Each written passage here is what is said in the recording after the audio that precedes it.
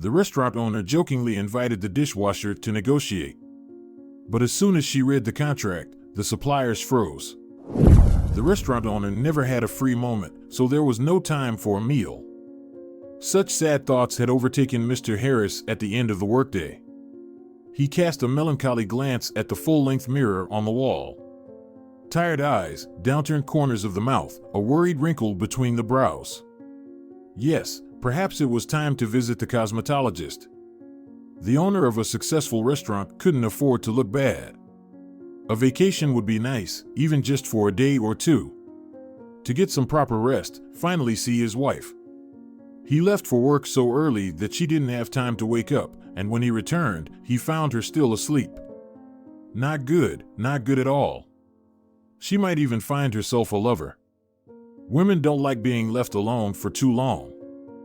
Finally tearing his gaze away from his despondent reflection, Mr. Harris sat down at the table.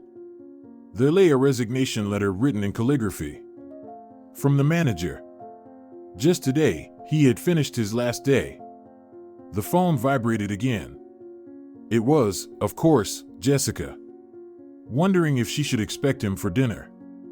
And ready to start a scene when she finds out he won't be there. Well, he got married, he should endure. Yes, darling, he tried to inject as much honey into his voice as possible. I was just thinking about you. About me? It's nice to know you haven't forgotten you have a wife. Mr. Harris closed his eyes. He could almost see his wife pouting in offense. Exactly, a scandal was imminent. Mayish, you know how much I have on my plate right now. Chris quit, I'm swamped. Tomorrow, I have to finalize a contract, and I haven't even read it properly. Of course. You're a busy man, can't blame you for not thinking about your wife. I can't split myself in two, you understand, I can't.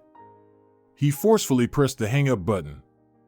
Jessica had her own interests in life. She couldn't understand that all her branded stuff, beauty salons, and trips, everything she loves so much, cost a lot of money that he earns. But Jessica is married, and she's used to taking money from the nightstand or the bank card. Where they come from is not her concern. He tucked away the resignation letter from the former manager into the desk. Alas, it was too early for you to think about vacation, Jerry, too early. Victoria, there's still a spot here, the bartender informed, presenting the dishwasher with a perfectly clean glass. He did it very theatrically, just like a magician pulling a rabbit out of a hat in front of a bewildered audience. An old and, generally, cheap trick, but the spectators still gasp out of habit. Although Justin had neither a hat nor an audience. Just a couple of waitresses lazily sitting at the counter. They wanted to see how the bartender skillfully humiliated this arrogant chick, though he hadn't succeeded so far. The glass gleamed with cleanliness. In its convex glass, little stars sparkled from the light of a Christmas garland.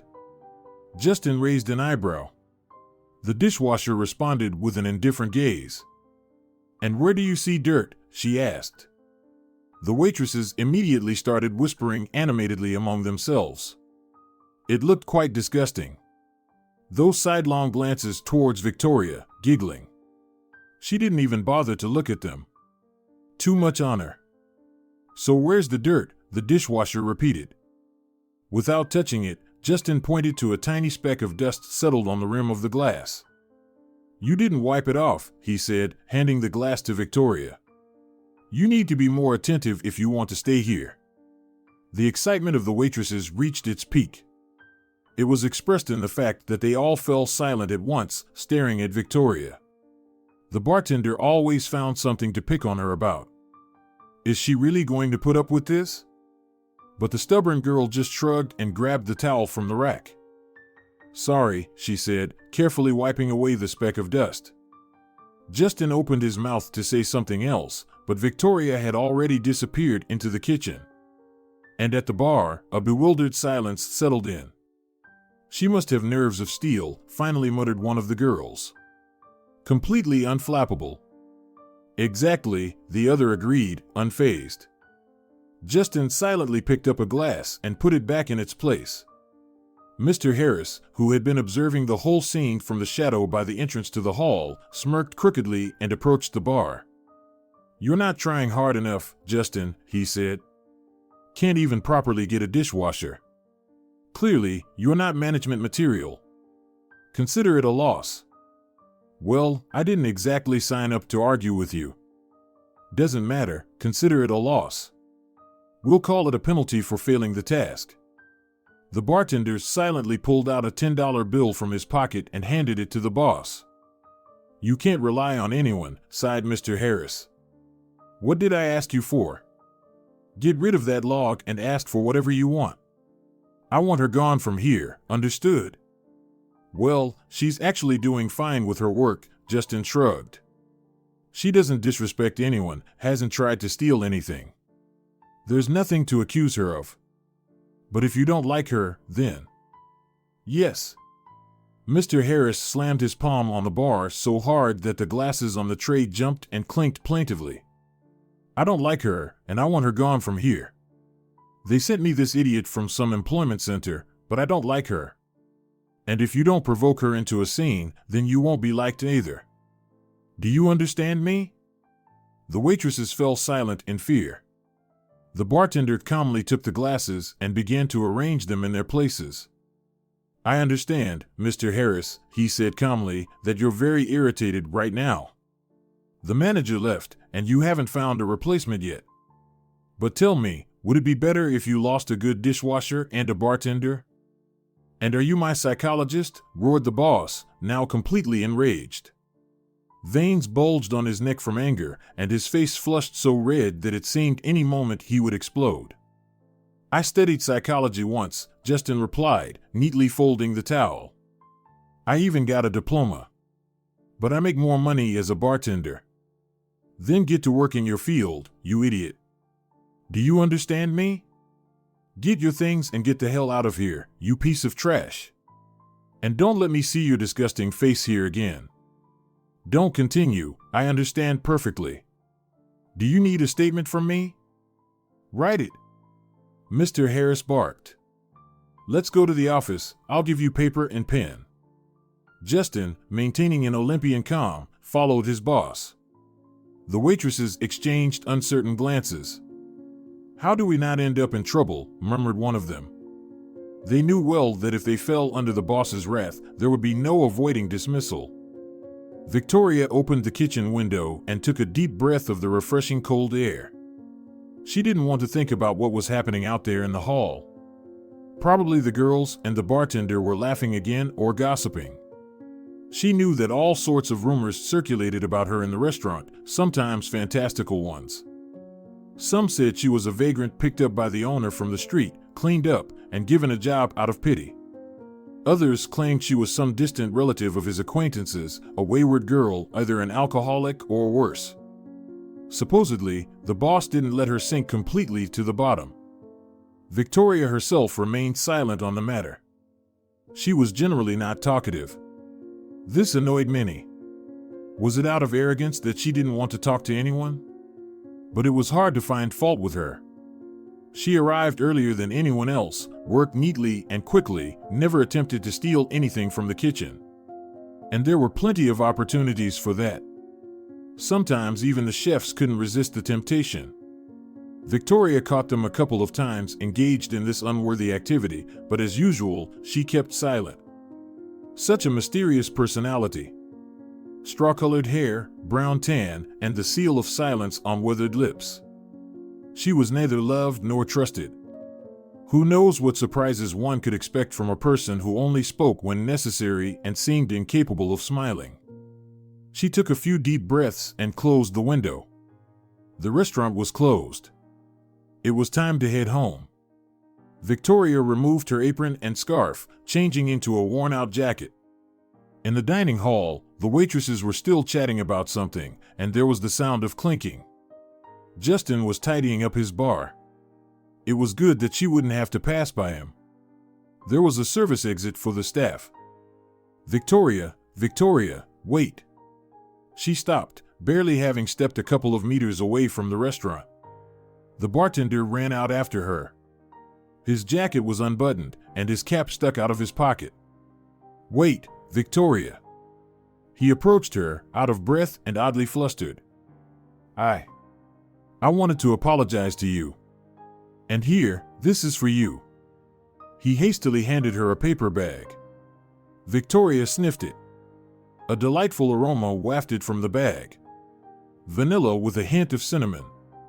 There was also an enticing blend of rum and cocoa beans. Real ones, not those plasticine milk chocolates you find in any store. "It's a chocolate cake," Justin explained. "It wasn't really ordered much today, so the pastry chefs decided to give it to me. Have it with some tea. It's delicious." She smiled faintly. "Maybe you'll keep me company then? I live nearby." He tensed slightly, just a little, upon hearing her offer. This was Victoria, the silent, indifferent dishwasher, suddenly saying something like this. Her face revealed nothing. And for some reason, that was comforting. Sometimes, an invitation for tea is just that, an invitation for tea. Victoria smirked, as if she had overheard his thoughts. "So, are you coming?" "I am," the bartender decided. At least she definitely wasn't interested in him romantically. And if that was the case, why not agree? Victoria lived in an old, perhaps too old, house. Justin felt uneasy as he glanced at the neglected balconies, windows with weathered wooden frames that no one bothered to paint. There wasn't even an intercom. "Yeah, looks like people who don't care about anything live here," he blurted out, instantly regretting his words. "Sorry, I didn't mean to imply. That's not what I meant." Victoria seemed not to notice his awkwardness. "It's mostly pensioners who live here," she said. "People who weren't lucky. I mean, those without children or those whose children abandoned them. Those swindled by scammers, left penniless. And fire victims. This is social housing. Basically, those who have nowhere else to go." "Yeah," Justin followed her into the dark hallway. At least there was that. And in the next moment, he received a strong jab in the ribs and then a push against his shoulder. Victoria pressed him against the wall, her elbow against his throat. "Not too hard yet, but it would be better not to move." "What are you doing?" he whispered. "You." He felt her breath close. It smelled of cloves and coffee.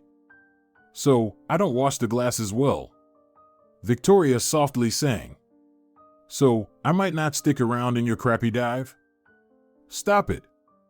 I apologized. Now he was genuinely scared. "I apologized, Victoria." "Yes," she moved her elbow away from his throat. "You apologized. Now consider it accepted." "Oh." Justin slid down the wall, rubbing his throat. He still distinctly felt the imprint of Victoria's elbow. It was hot and pulsating. "Are you crazy? You scared me like a puppy." His eyes were getting used to the darkness, and now he could see Victoria shrugging nonchalantly.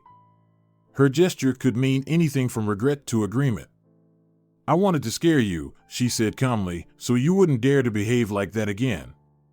You apologized to me, but what if tomorrow another quiet girl takes my place? So that you never even think about bullying someone again." "You're ruthless," he sighed. But there was no anger in his voice, rather admiration. Victoria sensed that. "Come on," she said, reaching out her hand. "We still haven't tried this cake. Get up." And he followed her again, though he didn't quite know why. The room was small, but Justin strangely liked it. Yellow curtains on the windows, and instead of a curtain rod, a sanded wooden branch. A homemade lampshade made of some glass beads for the chandelier and exactly the same one for the table lamp. The couch and the only armchair were covered with bright, albeit cheap, blankets. He knew they were cheap for sure. He had recently bought the same ones at a discount store. "It's cozy here," he said sincerely. "Really? Everything feels so warm." Victoria smiled. But this time it seemed genuine. And Justin suddenly thought he might be the first one to see the smile. "I don't have a table, though," she said. But we can eat on the windowsill if you don't mind. Mind? Me? He exclaimed. Who do you take me for? I've eaten sitting on the floor before. Well, then, why don't you boil the kettle, Victoria suggested, over there, in the kitchen. And I'll change in the meantime. She slipped into the bathroom, grabbing some casual clothes from the couch. Justin walked into the kitchen. It wasn't as cozy here. An old electric kettle, a gas stove, and in the corner, a small shelf with dishes. But still, he didn't want Victoria to. What about Victoria? He decided not to clutter his mind with empty thoughts. He boiled the water, found tea bags in the shelf, sliced the cake, and arranged the pieces on plates. He moved all this splendor to the windowsill, sat on a stool, and waited for the hostess. On the fridge, also far from new, there was a pot with some plant. Justin never knew how to distinguish them. And on the door, as usual, there were several magnets and photos. Among them, a photo of a girl, about 4 or 5 years old, with wavy dark hair and deep gray blue eyes. The girl stood on a white parapet, with the sunlit sea stretching behind her. And next to her, a man. Young, handsome. He was laughing happily, looking at the little girl. I wonder who they are. Justin? I'm here, Victoria, he shouted. Dinner's served. Victoria entered the kitchen, and Justin, seeing her, was stunned. He was used to seeing her in shapeless work clothes and a black apron and never thought that beneath that meaningless attire there could be. But now before him stood a slender young woman in a home dress. And suddenly it became noticeable how graceful her long neck and slender waist were. And most importantly, her straw-like awful hair, which always stuck out from under the kerchief and fell into her eyes, turned out to be a fake. A silly wig, under which was a short boyish haircut. And the dark hair curled exactly like the girl in the photo. Surprised, she asked with a smile. Justin swallowed nervously. I guess I don't know much about you, he finally said. She laughed. Sincerely, joyfully, and so contagiously that Justin caught her laughter and laughed too, not quite understanding what amused him so much. Well, okay, she waved her hand. Let's have some tea then. He eagerly pulled out another stool for her. Please, madam. Victoria thanked him with a slight nod and sat down. Listen, about that girl in the photo, he nodded towards the fridge. Who's that? Victoria poked at the cake thoughtfully with her spoon. That's my daughter and her father. So, you're married? Not anymore. He felt like she sighed silently. Sorry, everything's okay, right? I mean, I wasn't really married either, you know, for real. So let's just say. And where's your daughter? He immediately scolded himself for another tactless question. But now he just couldn't stop asking them. This woman turned out to be too unusual. And the mysteries surrounding her demanded some explanation, even if it was trivial. She's at daycare, Victoria replied calmly. I leave her there on the days I work. You know, there used to be 5-day weeks. Justin laughed. How could I not know? I grew up that way until school. My mom raised me alone, well. But I think they canceled 5-day weeks, didn't they? And now there are just these rotating groups. You can't always pick up the child. Someone works at night, for example. Are you enjoying the food, by the way? He looked at his plate. Indeed, he hadn't even touched the cake. But Victoria was devouring her piece eagerly. Suddenly, Justin noticed her hands. Slim palms, long fingers. Nails, though without polish, were neat, trimmed short, and filed at the edges. Who are you? He asked quietly. What? She stared at him in surprise, still not bringing the spoon to her mouth. What are you talking about? You're not who you pretend to be. Oh, really? Sparks of laughter danced in her blue-green eyes. And who do you think I am? A princess in exile? You're laughing for no reason, Justin muttered. Remember, I used to work in a bar? So? Well, when you work in a place like that, you quickly learn to understand people. I can tell at a glance who eats in restaurants all the time and who's here for the first time. You know, to impress a girl or something. Interesting. Like you, he boldly looked her in the face. You're used to the good life. I see how you sit. Your back is straight, like a dancer's, and you don't put your elbows on the table. Although this isn't even a table. And also, this photo. The sea, a white parapet. Some expensive place, probably. And the man. I'm not stupid, I see what kind of watch he's wearing.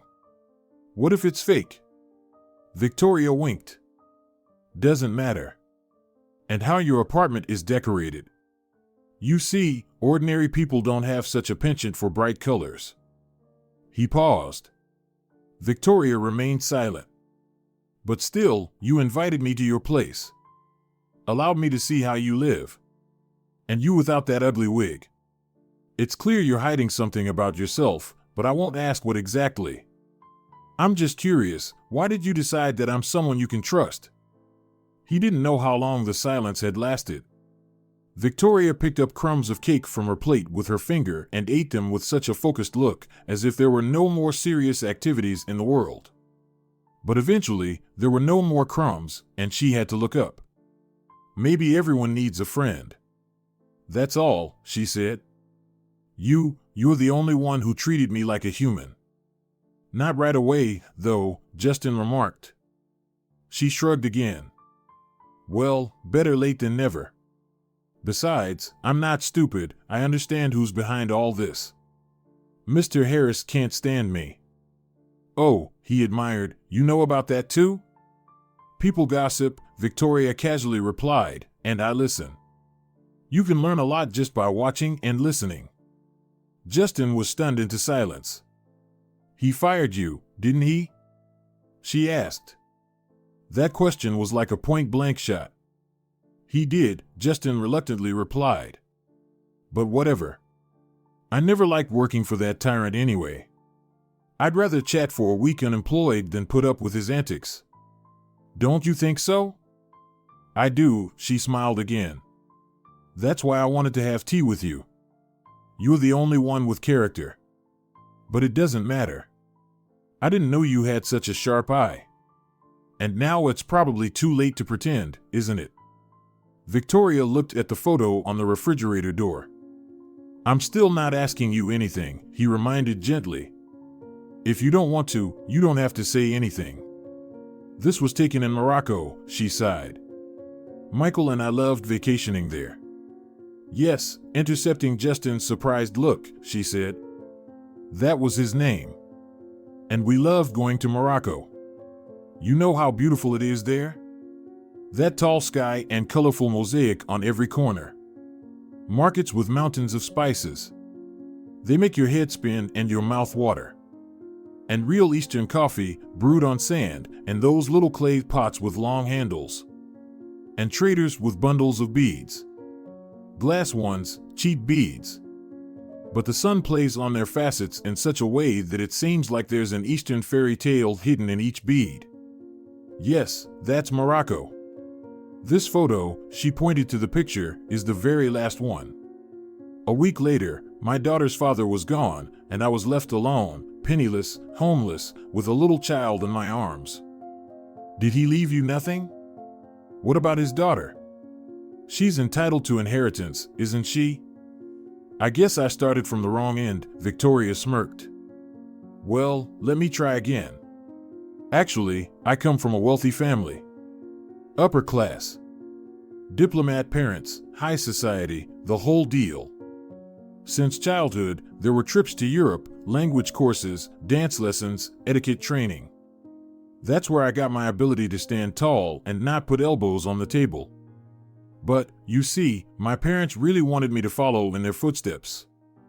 And you wanted something else, Justin guessed. Dancing, she confessed. I always wanted to dance, and probably nothing else attracted me as much.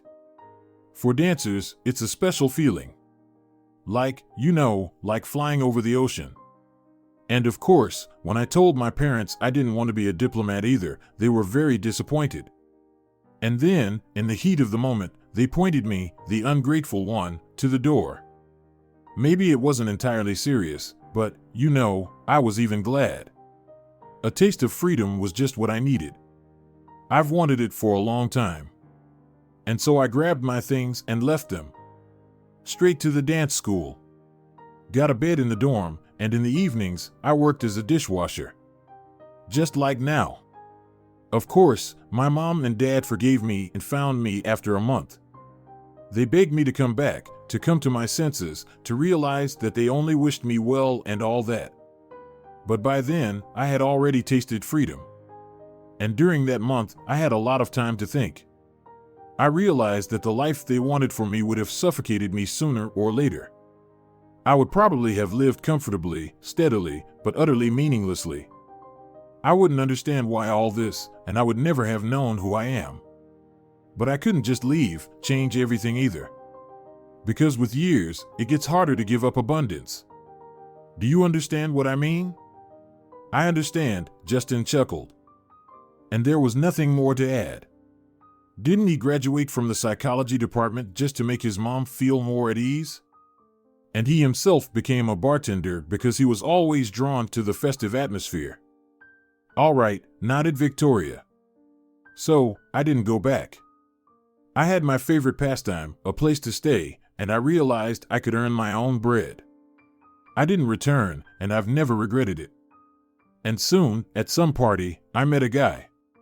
By the way, he also lived in our dorm, just one floor above. Well, we hadn't met earlier. Like me, he was passionate about dance. And, of course, things between us escalated quickly. We were lucky, in general. We both quickly passed the audition for the theater and became almost stars. Tours, money, and our first trip to Morocco. With the theater, of course. There's an annual festival there, but never mind. Michael and I were just ecstatic then. How we both fell in love with this country, its streets, markets, and this amazing cuisine. It was like a miracle. But then everything went wrong. And I still don't know what happened there. Maybe they decided to save on building materials? But when they announced our troupe, and we were the first to go, opening the festival, the stage steps collapsed. They were made of rotten planks. And then there was talk about it being sabotage. Like there were disputes about who would open the festival. And of course, the Moroccans insisted on their guys. It made sense, and their dance teams were very good. But it's not just about that. Money plays a big role in show business. And among the festival sponsors were some serious companies from our country. They insisted that our performance should open the festival. We were supposed to not go behind the scenes, but walk past the audience and go up on stage. Michael got the worst of it. He had several fractures, and some piece of wood got lodged in his leg. The doctor said he would walk, of course, but he would never dance again. We went back home and decided not to give in to despair. We started, so to speak, to look for the positives. And we found them. Firstly, we could finally think about having children. Obviously, you don't dance with a pregnant belly. But I didn't want to stay in the theater without Michael and followed him out. And then we were crazy about Moroccan cuisine, so we decided to try opening a cafe, to start with. We had enough money for it. We didn't think much about comfort in those days and just lived in that little room in the dorm, saving all our earnings. In short, we tried it, and it all worked out. Honestly, I was even surprised myself at how such success came almost effortlessly. But what happened, happened. Within 2 years, we had our own restaurant, and I got pregnant. Michael wanted us to get married, but I kept asking him to wait. With the new job, pregnancy, then a little child. I wanted to wait for the perfect moment. And meanwhile, we kept busy. We went to Morocco for new recipes. You can always diversify the menu. And then one day, it happened. What? Asked Justin, completely spellbound by her story. Victoria took a sip of her tea. Yep, nothing much, just our own stupidity, really. We were offered a contract to supply Moroccan spices. Some guys, actually from our own circle, who had a couple of their own plantations, made the offer. They also suggested hiring an excellent chef who didn't mind moving to another country. We agreed, and then the shipment was stopped at customs. The spice sacks contained hidden illegal substances. The plan was for the customs officers not to notice anything, and then they would sell it through the chef. When we tried to find those enterprising guys, it turned out they were working with fake documents. And now there's no way to prove anything. Michael, as the client, ended up under investigation but didn't live to see the trial. I was told it was a heart attack. The restaurant was closed, and I, fearing that chef, quickly packed everything I needed into one bag, grabbed my child, and left for the first city I could find. Well, here. Initially, I went to social services, but they turned me away. I reached out to a women's support center for those in difficult life situations. That's where they helped me. They arranged this accommodation and a kindergarten for my daughter, then helped me find a job in a restaurant. Do you still fear him? Justin asked. That chef and his cronies. Is that why you're working as a dishwasher? Though you could. And why do you wear that wig, trying to blend in? Victoria smiled sadly. Maybe, yeah. It's better not to attract unnecessary attention, right? I have a little child, I have to live. She said it so matter-of-factly, as if injustice didn't anger her, taking away a thriving business, as if the pain of losing a loved one didn't haunt her. You have to live, simply have to, that's all. Sergei felt like shouting, but he gently covered her narrow hand with his. You can always count on me, he said. Victoria smiled at him and nodded. Thank you. Mr. Harris arrived at work the next morning in the darkest mood he could muster. In the evening, he lost an excellent bartender as well. He didn't realize it immediately, and when he did, it was too late. Justin wasn't answering his calls. He was offended, the scoundrel. So, Mr. Harris decided to come home earlier and at least briefly forget about his troubles in his wife's embrace. But upon arriving home, he was met with a grand scandal. Jessica decided that this time she would wait for her husband no matter what. Well, she waited.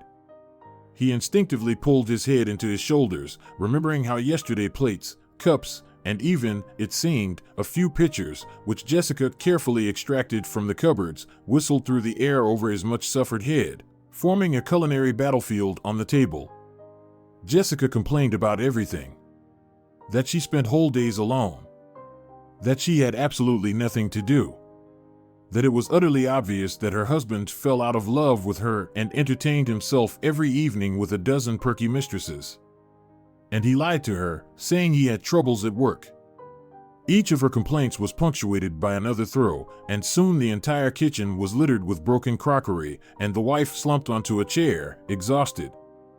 Her long black hair was disheveled, mascara smeared under her eyes. She looked like a tired clown.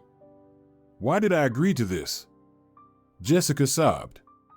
I got married, and what did I condemn myself to? I sit here like a bird in a gilded cage. But I could have lived differently. We all could have lived differently, Mr. Harris muttered. But we live as we do. He left the kitchen, callously crushing the shards of expensive porcelain and crystal under his heels. That night he couldn't sleep well. Usually, he would collapse into bed and immediately shut off, but this time sleep eluded him. He heard Jessica take a long shower, then talk to someone on the phone, and then she came into the bedroom and slipped under the covers, as flexible as a snake. For some reason, this involuntary association with a snake made him uncomfortable, almost scared. He imagined her waiting for him to fall asleep, then wrapping him in her hair and suffocating him. He got up and, without explaining anything, went downstairs to the living room. There was a decent couch there, and right now it was much more appealing to him than the marital bed. Mr. Harris lay down, tucking a throw pillow under his head. It was quite comfortable, except for the persistent and unfamiliar sweet scent seeping into his nostrils like a thin stream. He sniffed, trying to determine its source, then realized it was the pillow. Moonlight, he thought for some reason, and suddenly remembered it was the same cologne Jessica had given him last year.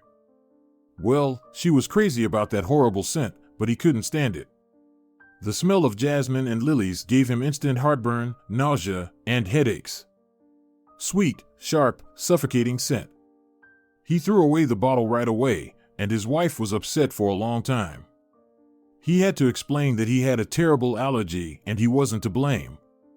And now his house smelled of this unbearable perfume. And there hadn't been any guests lately. Jessica, with her inability to keep her mouth shut, would surely have told him. So, did she actually get herself a lover? Having tossed and turned until morning without falling asleep, Mr. Harris went to work. The restaurant was still deserted at this hour, and the sight of the deserted bar counter was depressing. The waiters were lazily chatting among themselves, and only the kitchen was bustling with activity. He approached yesterday's waitresses, who had witnessed Justin's dismissal. "Could one of you take over the bar today? We haven't found a new bartender yet, so." Yes, they hadn't found a new bartender, nor a new manager, and if he wasn't mistaken, he'd have to find a new wife too. Jerry. He looked around. Jessica, as always, entered the restaurant fully made up and in an unbearably expensive outfit, her heels clicking on the marble floor. Behind her trailed some unremarkable guy in faded jeans. The bill of his baseball cap almost covered his face. "What do you want?" Mr. Harris asked, unkindly. With a radiant smile, Jessica approached her husband and kissed him on the lips. He grimaced. A sticky, sweet kiss from her lipstick. Sickening greeting. "Yesterday, Jerry, I was a bit wrong, forgive me, darling. And guess what, I completely forgot. I've prepared a gift for you, found a great chef who—" "I don't need a chef," Jerry cut her off. The guy in jeans stepped closer. Jerry held his breath, staring into the stranger's dark, deceptively calm eyes. Nothing like the usual relaxed friendliness. It was the calm of a predator eyeing its prey. "I can do everything," he said. His voice was low and guttural, thick like caramel sauce. "I can prep, I can cook." His hair, tucked under the baseball cap, was black with a reddish tint. And this guy smelled of jasmine and lilies, cursed moonlight. "Can you handle the bar?" Jerry asked hoarsely. The guy just shrugged. "Easily." "Then change and get behind the counter," Mr. Harris ordered brusquely. "If you don't mess up today, the job is yours. After all, if this scumbag was sleeping with another man's wife, it would be fair for him to work for her husband. Of course, he wouldn't get paid.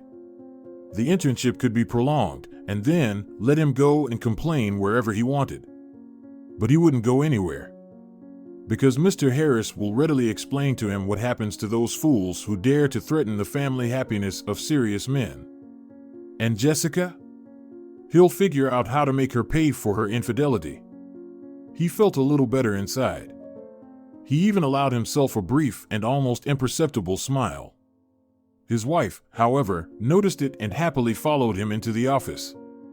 "So, did you like my gift?" she asked, playfully snuggling up to her husband.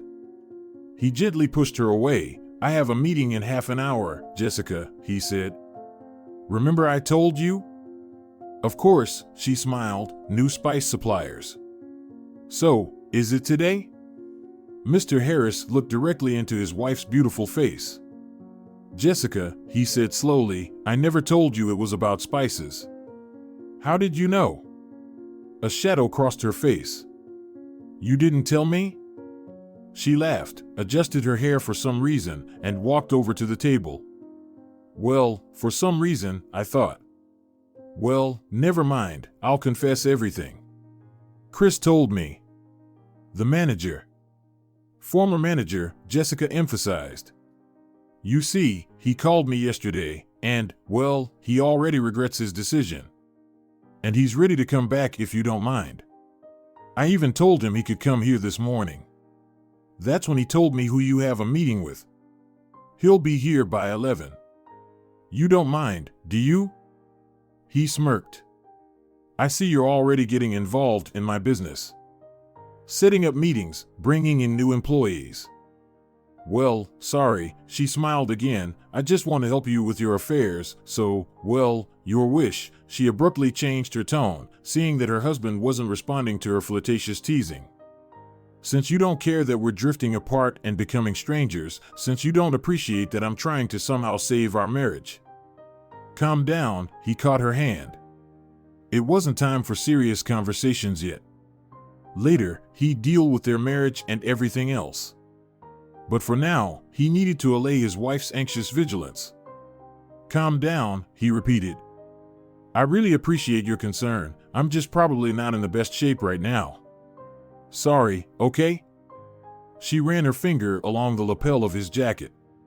Well, then you'll have to do something for me. What? He smiled. New shoes?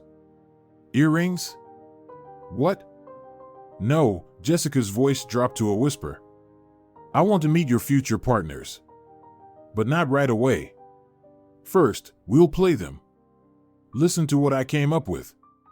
You'll invite that dishwasher who annoys you so much into the office and introduce her as your wife. Say she's just a simple girl who works here, washing dishes. And when they believe that, I'll show up. It'll be hilarious. I think, Jerry coughed, that's not quite appropriate. After all, it's business negotiations, not a party. His wife shrugged. But, it seems, you wanted me to forgive you. So, I'll forgive you if you arrange this little show for me. After all, I have so few amusements in life, she sighed. That's right. Just traveling every few months, chatting with the fitness trainer, hairdresser, cosmetologist, masseur, and shopping, he listed gloomily. Did I forget anything? Oh yes, meetings with the same bored rich ladies as yourself. Stop it. Jessica interrupted him. Do you want to offend me again? And here I thought, for once, you decided to do something nice for me. But now I see that you're just... Quiet, quiet, he forced another smile. Fine, if this little show entertains you, I'll arrange it for you. Enjoy it. The suppliers will arrive in 10 minutes, and you can. I'll be peeking through the keyhole. Jessica clapped her hands. And I'll enter at the right moment. But for now, I'll sit at the bar. She beamed with joy like a child unexpectedly handed a coveted gift. Mr. Harris suddenly thought it was a good chance to get rid of the dishwasher from the restaurant. He could present it as if she barged in on important negotiations and ruined everything with her presence. Victoria was just finishing up another batch of dishes when, right in front of her, the chef emerged as if from the ground. Doing the dishes, he inquired with a casual tone. Victoria reacted with her usual composure. Just work, she replied emotionlessly and continued her task. Stupid cow, he cursed mentally. What the hell is she? Can't even get a smile out of her, or, at least some intonation. Wooden face, wooden voice. Pinocchio, not a woman. I need your help, Victoria. Could you take a short break? You see. He hesitated, inventing some explanation for his request. I have an important meeting right now. My wife was supposed to be there, but she's feeling unwell. I want you to play her role. Just briefly. It's just for the contract signing. Victoria slowly removed her rubber gloves. There was still no expression on her face.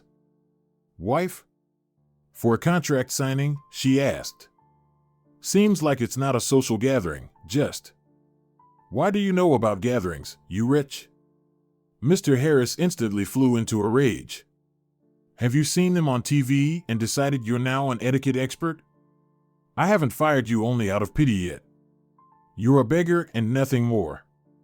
You'd better be in my office in a minute, or else. She listened to him without any fear.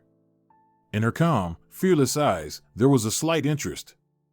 For a moment, it seemed to him that she was simply amused by the spectacle of his anger, as if watching a movie about an angry boss. I'll be waiting for you in the office, he said, and quickly left the kitchen. The cleaner, Mrs. Lee, watched him go. Jerk, she commented quietly on the situation and looked at Victoria with pity. Yesterday he fired Justin from work, and he was a good guy. Now he's decided to start a new amusement. Don't give in, girl. He's a fool. The suppliers arrived on time, without delay. Right on time. Mr. Harris greeted them joyfully. It's so nice to deal with punctual people. We are always punctual, reassured him Robert, who was leading the negotiations. He was accompanied by some strange silent guy. Mr. Harris never understood whether he was a partner or a bodyguard. Well, whatever, in the end. Please, come to my office, he invited. Coffee? No, but thank you, smiled Robert. Unfortunately, we're short on time. We're just waiting for a new batch. Cinnamon, cumin, several types of pepper. Everything needs to be checked. Do you personally handle this? Mr. Harris raised his eyebrows. Always. We can't afford such negligence to supply restaurants with stale, expired goods. So let's proceed to the signing of the documents and... One moment, gentlemen, the dishwasher entered the room like a silent shadow. Allow me to introduce you to my wife, Victoria. They were polite fellows, those suppliers. Upon seeing Victoria, they rose from their seats in unison. And she, a bit flustered, didn't even bother to take off her apron and kerchief. Straw locks fell across her face. Well, one could only hope that Jessica, standing behind the door, found this embarrassing sight enjoyable. Obviously, your wife assists you in your work, Robert ventured. Mr. Harris smiled politely, as if ignoring the hint. My wife isn't afraid of work. She helps me with everything and doesn't shy away from any task. For example, recently we lost a rather unpleasant individual who worked as a dishwasher, and Victoria temporarily took on those duties. Oh, indeed, Robert muttered. One can only envy the man for whom his wife is not only a beloved but also a colleague. But let's get back to business, shall we? You do remember? Yes, of course, the fresh supply. Hand me the contract. Darling, Victoria suddenly spoke up, may I have a look? 3 pairs of eyes stared at her in astonishment, and Victoria, without waiting for a response, took the contract sample from the host's hands. Mr. Harris gritted his teeth, barely containing his anger. We're used to doing everything together. The dishwasher quickly scanned the sheet, covered in small print. Oh, she exclaimed. The supplies are coming from Morocco. I love vacationing there. Moroccan spices are among the best in the world, Robert flashed another smile. Indispensable for many dishes. And ours are sourced from a special plantation, where besides fragrant spices, you can grow a lot of other things, she smiled even more brightly. Darling, Victoria said, I advise you not to sign this contract. What nonsense are you spewing? Mr. Harris exploded. Do you want to ruin an important deal for me, you wretch? No, I want you to know. These scoundrels operate under fictional names. There's no company called Sunny Spices anywhere, and in those spice bags, they transport carefully concealed batches of banned substances, which they then distribute through their contacts. Tell me, has anyone offered you a new chef position? A bartender, Jerry whispered. Jessica brought him. Jessica. I see. Better call the police, my dear, and instruct security not to let them leave. Listen, Robert finally found his voice again. This is all some dirty insinuation. It's slander. Then it'll be easier for you to explain it to the police, Victoria shrugged and left the room.